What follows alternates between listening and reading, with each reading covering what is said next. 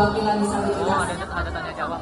Baik, barusan dibisikin cuma boleh 2 nih. Tapi kita boleh tanya sedikit tanya ya Pak. Jadi kalau saya jangan patutnya bilang cakep ya Bapak Ibu. Oh amin bilangnya katanya bukan cakep. Oke. Baik. Buah kecapi rasanya manis. Jangan dimakan dengan giginya. Mumpung sudah ada Pak Anies, mari kita lanjut bertanya. Baik, tadi ya sudah ada 2 orang ya yang ingin bertanya. 1 orang di sebelah situ. Baik, 1. Kemudian satunya lagi saya cuma boleh 1 lagi nih. Tapi dengan disabilitas apa? Tuli, berapa? 1 lagi jangan tuli. Dansa atau netra? Netra. Netra yang ini boleh tuh yang laki-laki. Yang tadi udah perempuan, satunya laki-laki. 1 lagi yang dansa. Buat cadangan ya. Cadangan ya. Boleh yang di sebelah sini, boleh yang di sebelah sini. Ya, 3 orang. Tapi kita lihat waktunya. Baik, langsung saja pertanyaan. Nanti dijawab sekaligus oleh Pak Anies begitu sudah selesai. Baik. Kita tolong dibantu. Mungkin JPD-nya langsung mengisyaratkan. Dari yang netra dulu. Tuli dulu.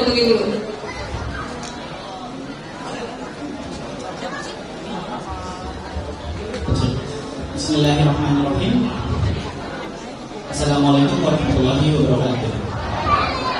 Perkenalkan saya Dini. Dan saya juga jabatan di PPPK di salah satu kementerian. Saat ini saya mewakili salah satu disabilitas dan saya ingin bertanya. Di Indonesia ini memang banyak sekali beberapa peraturan, sangat banyak sekali jumlahnya. Dan terkait hak disabilitas, memang pembunuhan ini banyak yang berbenturan. Contohnya, pada undang-undang Cipta Kerja, ada beberapa pasal-pasal di mana yang rasanya ternyata akhirnya kurang bijak. Padahal ada bentuk aksesibilitas yang akhirnya hilang. Lalu bagaimana caranya kami disabilitas bisa mendapatkan aksesnya? Atau pada contoh lainnya, pada peraturan kementerian PUPR nomor 14 tahun 2017, di sana terkait peduli akses pembangunan, di sana bisa disebutkan. Tapi bagi kementerian lainnya untuk membuat peraturan, padahal mereka untuk peraturan sendiri dan akhirnya berbenturan dengan peraturan tersebut, sehingga ini membuat aturan-aturan satu sama lain saling mengganjal.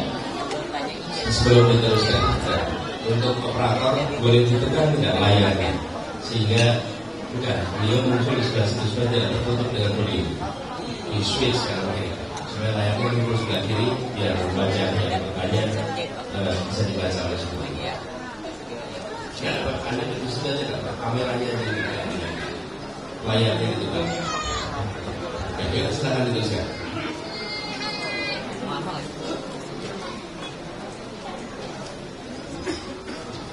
Nah, sementara pada program SDGs, kita memang fokus pada pembangunan berkelanjutan sementara target pada tahun 2030. Dan kita lihat jika dibandingkan dengan perwakilan dari tiap peraturan yang berbenturan ini, bagaimana tanggapan dari Bapak Anies Rashid Baswedan terkait peraturan yang sangat berbenturan, sementara satu ini Bapak berbenturan juga dengan target pembangunan berkelanjutan tadi.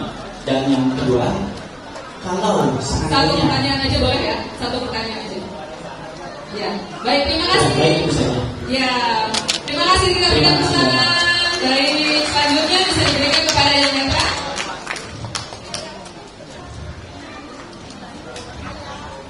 Ya, langsung bertanya satu pertanyaan singkat ya. Siap. Jadi tidak ada pertanyaan baik dan buruk. Yang ada panjang atau pendek. Langsung saja ya, Pak Anies. Assalamualaikum warahmatullahi wabarakatuh. Salam sejahtera untuk kita semua. Saya Pak Diri. Ada poin yang mungkin menjadi catatan. Ketika sektor formal kesempatan kerja itu tidak diberikan kepada netra. Nah, di sini mayoritas netra itu banyak yang bekerjanya massas. Kemudian pedagang itu dagang UMKM.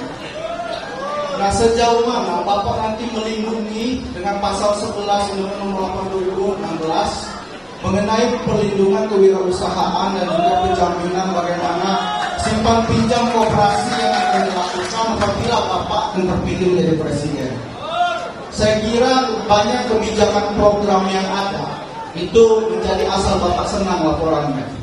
Nah, sejauh mana Bapak untuk mengawasi agar program ini dapat berjalan dan UMKM untuk bisa bersejahtera besar kawasan wilayah. Terima kasih. Ada usulan tidak? Bapak punya usulan? Oh ya, Menteri Pariwisata dan Ekonomi Kreatif ini kan banyak melontarkan juga ide-ide dan lain-lain. Seperti misalkan barista ini coba yang total ataupun low vision ini diakomodir. Kemudian masa pijat ini coba disentralkan seperti ada sentral. Pusat sampai daerah terkoordinir sampai oleh pemerintah. Dan persaingan usaha terhadap yang disabilitas bisa berjalan. Itu Pak. Terima kasih. Terima kasih. Kayaknya sudah ada satu lagi Pak Gufroni ya tadi ya. Pak Gufroni. Pak Gufroni. Pak Gufroni. Ya. Pak Gufroni. Pak Gufroni itu. Pak Gufroni yang itu. Pak Ayu. Enggak Pak Gufroni. Ya. Baik, Assalamualaikum warahmatullahi wabarakatuh. Singkat saja, Pak Anies kan pernah menjadi gubernur di Jakarta dan sukses juga menerbitkan disabilitas. Dan waktu itu sudah ada mensosnya, ya. Tapi mensos sendiri tidak jadi yang menerbitkan disabilitas. Sementara disabilitas ini penting ya bagi penyandang disabilitas. Selain sebagai identitas ya, tapi juga bisa menerapkan benefit-benefit ya, misalnya kebutuhan dari para penyandang disabilitas. Bagaimana nanti kalau Pak Anies jadi presiden, praktek baik yang ada di Jakarta itu bisa diimplementasikan di seluruh Indonesia. Terima kasih. Baik, terima kasih. Itu tadi sudah 3 pertanyaan Pak, berkenan untuk langsung dijawab. Terima kasih. Pertama yang terkait peraturan. Di tempat kita ini banyak peraturan-peraturan yang tidak sinkron dan peraturan-peraturan yang merepotkan karena sebagian konflikting. Jadi ada yang tidak sinkron, ada yang bertentangan. Nah, insya Allah kita telisik sama-sama. Jadi kalau perlu nanti kita membuat semacam task force, tim kecil, Kumham dengan penyandang disabilitas mereview peraturan-peraturan yang merepotkan karena ada tidak sinkron dan ada conflicting, lalu nanti disinkronkan sehingga dia menjadi kebijakan yang memberikan kepastian. Apa fungsi peraturan itu? Satu, dia memberikan rasa keadilan. Yang kedua, dia memberikan kebermanfaatan. Peraturan itu harus ada unsur kebermanfaatan. Yang ketiga, dia memberikan kepastian. Nah, ketika aturan itu konflikting atau tidak sinkron, maka soal yang ketiga ini tidak terpenuhi karena tidak memberikan kepastian. Tugasnya kepastian. Jangan sampai peraturan ada malah memunculkan ketidakpastian. Disitulah pentingnya sinkronisasi. Jadi yang tadi disampaikan, sesungguhnya ini PR bukan hanya untuk penyandang disabilitas. Banyak program-program kebijakan-kebijakan kita di berbagai sektor yang sifatnya conflicting atau tidak sinkron. Ini nanti kita bahas bersama. Nah, tadi saya katakan di awal soal partisipasi, pendekatannya kolaborasi. Jadi namanya kedua tadi namanya siapa? Fajri tadi saya sampaikan usulannya apa. Kenapa saya tanya usulannya apa?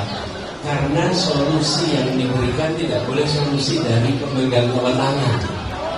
Betul tidak? Punya kewenangan bukan berarti punya pengetahuan. Betul? Punya kewenangan bukan berarti punya pengalaman. Karena itu kalau menyangkut penyandang disabilitas netra misalnya, maka kita harus bicara dengan mereka yang diperlukan seperti apa, sentralnya seperti apa. Dan kami ingin mengajak swasta untuk bekerja bermitra dengan pemerintah, supaya teman-teman dapat kesempatannya bukan hanya dengan pemerintah, tapi juga dengan swasta. Dan saya sering sekali Pak, ketika bertugas di Jakarta, bertemu dengan perusahaan-perusahaan yang ingin membantu penyandang disabilitas, tapi tidak tahu caranya seperti apa. Kalau kita siapapun yang berminat membantu, tinggal koordinasi ke sini, bisa difasilitasi. Begitu ya. Yang ketiga tadi, insya Allah program-program untuk penyandang disabilitas di Jakarta yang dirasakan baik, yang dirasakan bermanfaat, itu akan nasional. Jadi misalnya tadi tentang kartu disabilitas. Karena kartu disabilitas ini namanya KPDJ, kartu penyandang disabilitas, yang ada bantuan tunai, ada subsidi pangan, dan kartu itu membuat mereka bisa mengakses transportasi umum secara gratis. Jadi ini sesuatu yang insya Allah kita ingin kerjakan di tingkat nasional. Kemudian alat bantu bagi penyandang disabilitas. Alat bantu inilah kenapa kemitraan dengan swasta itu penting, karena banyak juga yang mau terlibat di sini. Dan kemudian tempat tinggal, program-program perumahan yang ramah dengan disabilitas. Nah, kami melihat nanti kita bersama dengan tim, mungkin perlu ada terkait dengan persiapan untuk mendapatkan pekerjaan, agar di dalam proses rekrutmen, proses seleksi penyandang disabilitas ada proses persiapannya supaya bisa melewati proses rekrutmen dengan baik. Begitu ya. Mudah-mudahan menjawab semuanya. Waktu kita tidak panjang,